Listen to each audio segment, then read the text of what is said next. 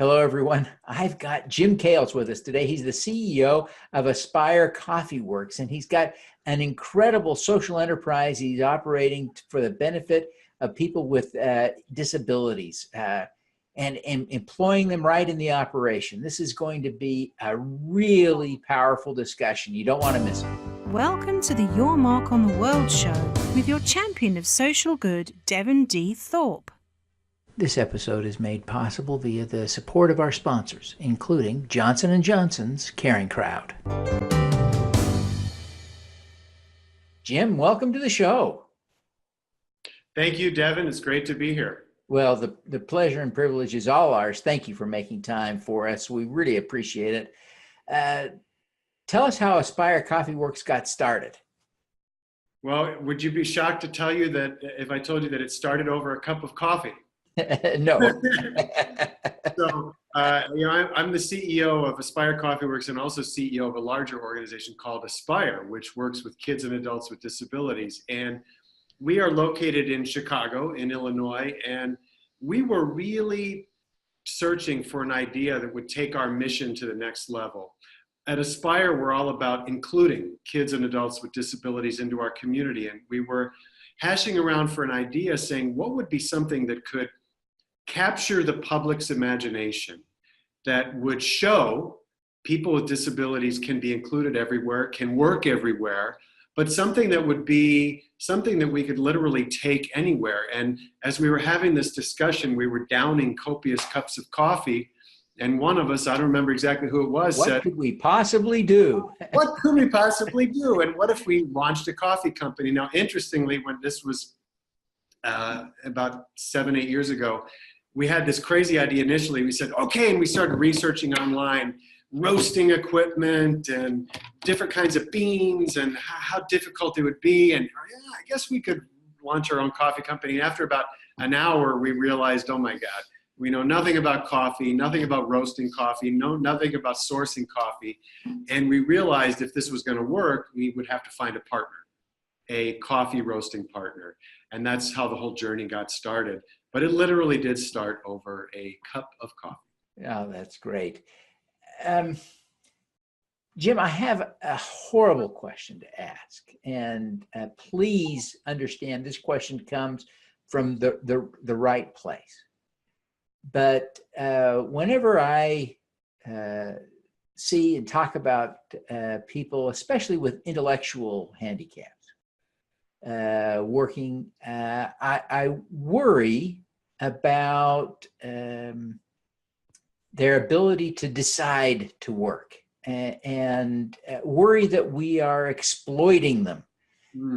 How do you think about that issue? Because certainly you've thought through that to the benefit of countless individuals you serve, but walk us through that process. Well, first of all, I just want to say thanks for the courageous question. I love when we're talking about people with disabilities and we're trying to create a whole movement here to include people with disabilities into our world. I'd rather have people ask questions than not ask questions. So it's not a horrible question. It's a great question. I'd rather have the conversation going. So I would say when we look at employing people with disabilities, we don't look at it as charity hiring. We really try and hire the best person for the job. And the thing is that people with autism, Down syndrome, other disabilities have great skills that they can add to the workplace. And so let's take people with autism, for example. Many are wonderful at repetitive, detail-oriented skills. I personally am not good with repetitive, detail-oriented skills, horrible with it. And so I feel like that is a really hiring people for their ability, for what they can bring to the marketplace. So there's no exploitation there. It's really a matter of giving someone a competitive job and letting them work and do a great job. What do you see in terms of job satisfaction from people with these various disabilities? I mean, I think that they're like most of the rest of the population, that it's finding the right fit. And so I think of someone like Bridget, who was the very first woman that we hired at Aspire CoffeeWorks. She hadn't worked much. on her own. She has an intellectual disability, and she is really great with labeling coffee, bagging coffee, grinding coffee. All those, coffee production is very repetitive, right? And she's excellent at it. And every time I see her at Aspire CoffeeWorks at our partner, Metropolis Coffee, huge smile on her face. She's in a groove. She's digging it. She's doing such a good job. And so I think when we find, just like anybody else, when you find the right match for somebody, they're happy with their job. When it's something that's not suited to who you are as a person, probably unhappy with your job. So our challenge at Aspire, we work with many companies across Chicagoland, is finding the right match for the person with a disability. So it's a win for them and a win for the company. How do you train managers to lead, direct, guide, sometimes correct and critique, otherwise manage people with a broad range of intellectual challenges? We do provide training, so both at Aspire CoffeeWorks and with the many companies we work with to place candidates in Chicago, we do provide training for those managers that are going to be supervising candidates with disabilities.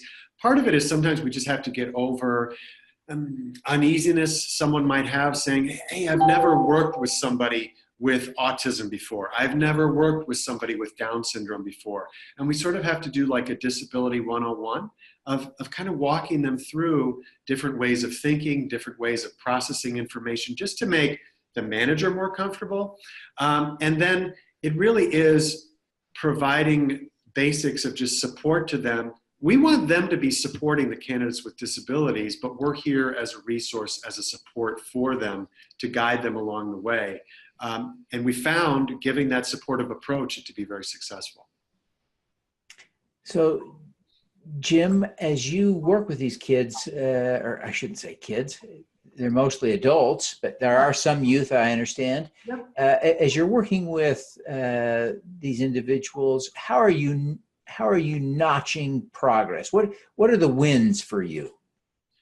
For us, it's sometimes progress might be slower than typical adults, but it's progress nonetheless. And it's important to set goals, right? So we know what are we trying to achieve in terms of work production, work output, maybe struggles with social skills or social behaviors, set goals, work with the manager to achieve those goals and measure progress. And what we find is people with disabilities can in many times exceed, this will blow your mind, but a lot of times people with disabilities can exceed you or I in production rates when we find them the right position that matches with their skill set, their where they're at in their life.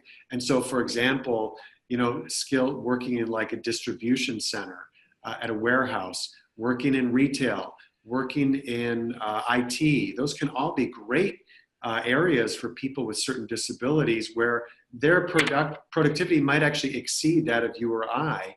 And so our goal is that after a certain amount of time, we move back, we're not providing support, and let the employer take over. It's called in our field, natural supports. Let the employer provide the natural supports, because that's what inclusion is all about. If we want to include more people with disabilities, Aspire can't do everything. We need employers and other partners to step up. And our role is really as an expert partner, as a consultant, as a facilitator to make it happen. But then we want to step back. It is not Aspire's goal to hire every person with disabilities in the world. That is not our goal. Our goal is to include every person with disabilities into the world. And to do that, we need a lot of partners, one of whom is this great coffee company called Metropolis Coffee that has hired a lot of our folks, but we need a lot more companies on board this movement as well. I see. So how many people are you supporting through Aspire, and how many have you placed in jobs outside of Aspire CoffeeWorks? And so give us some Scale. Give us a scale discussion here. Aspire in total works with almost 1,000 kids and adults with disabilities. So pretty big scope at about 20 different locations across Chicago. And so quite a big operation. And our goal really, again, is to help those 1,000 kids and adults to get included in their local school, their local parks, their local employers. And Aspire CoffeeWorks is one of just many, many mechanisms we use to foster that inclusion. The other thing about Aspire CoffeeWorks, Devin, that I'm really excited about is right now we are serving our coffee. It's great coffee, by the way, really good coffee, to 100 different corporations across Chicagoland. So it's like their office coffee, right? And it's about 30,000 people a day that are drinking our brew. And the great thing that happens is every place that's drinking our coffee has great marketing like this, great signage and advertising about the benefits of including kids and adults with disabilities into the workplace. And what's really cool is we're sort of evangelizing to those 30,000 people saying, hey, get involved in this movement of including people with disabilities. Come on in, the water's fine. And we've been kind of overwhelmed the last 12 months by excitement and interest. We've had about 25 companies just the last 6 months, some big ones too, reach out to us saying, hey, we're in, Jim. We want to hire people with disabilities. We want to get involved in this, but we don't know where to start. Teach us how to start. And that's an exciting journey to be on. Yeah, fascinating. Jim, what are you most proud of having accomplished? So I wouldn't say I've accomplished it alone. It's with my team. I've got an amazing board and set of volunteers. I guess the one thing I love doing, if I'm good at one thing in this life, people say once Jim gets his hooks into you, it's hard to get them out. And so maybe I'm good at getting my hooks into people, and that's about it. But I get my hooks into them, and then so we're pulling this big family of people together that say, yeah, we want to change the world. And I'm proud that we've created this movement called Aspire in the Chicago area, and we're getting a lot of energy, a lot of excitement. And I have a wonderful team, about 200 team members on my team that work side by side with me. And it's an award-winning team. We've won lots of awards for top workplaces and great employee participation. And that's what I love teamwork. I love working as a team. I'm proud of that. No, that's great. Jim, you've been at this a while. You're a genius. Oh. What's the most important lesson you've learned? Well, I would say the most important lesson I've learned in the past 11 years or so being at Aspire is to not try and do everything yourself. You know, earlier when I came here and I was a younger guy with less gray hair, you know, I felt like, you know, I wasn't as good of a team builder as I am today. And I tried to do too much on my own. And what I've learned learned through lessons and talking to a lot of wise people is the best use of my time is really reaching out and building the team and coaching team members and letting other people do. And so that's my big lesson is more teaching, less doing. Excellent. Excellent. Jim, you could be doing anything. Obviously, you are a bright, capable guy, and I mean that most genuinely. You know, you're a smart guy. You could be doing anything. Why this? So this is the greatest thing in the world. I mean, I do think this is an incredible position to be in. I love, and ever since I was a young kid, I've loved this idea of pulling people together to do good things. I can't think of anything better to do. And I do think it's a great intellectual challenge also. And that's not just fun, but to try and do good in this complex world of the internet and social media, having conversations with people like you, Devin. This is, I think, the greatest time to be running a nonprofit. It's the most exciting time to be running a nonprofit. And I'm thrilled to be here.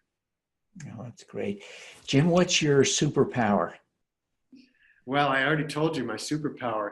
It's getting those hooks into people and not letting them out. But I've never thought of it as a superpower. Some people say it's a nuisance, but maybe it's a superpower. No, too. I think I think that is a superpower. That is the greatest superpower I think I've heard in a long time. That's certainly a new one, and I think it's a great one.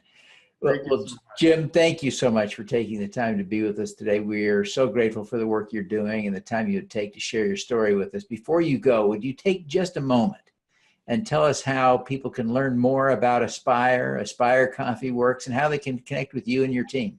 Absolutely. Thank you, Devin. Thanks for this awesome opportunity. AspireChicago.com is our Aspire website if they want to buy coffee and learn about this awesome coffee venture, lifting up people with disabilities. It's AspireCoffeeWorks.com. And please connect with me on LinkedIn or on Twitter. And my handle is @AspirePrez, Prez. Thank you, Devin. Excellent. Well, Jim, thank you very much for being with us today, and we wish you every success in continuing to serve successfully the community of intellectually challenged people in Chicago. You're doing a great job. Thank you so much, Devin. It's All righty. An absolute pleasure. All righty. Let's do some good. At Caring Crowd, we believe everyone has the power to make a difference. Through our crowdfunding platform for community health, we empower passionate people to drive real change. Whether you work for a nonprofit organization, volunteer, or want to get involved for the first time, you can post a campaign on Caring Crowd. Join us, because caring is where change begins. Thank you for listening. Devin Thorpe's mission is to end extreme poverty, improve global health, and mitigate climate change before 2045 by finding and sharing the stories of those who are doing the most good. You can join with other listeners to accelerate Devin's mission by visiting helpdevin.org right now.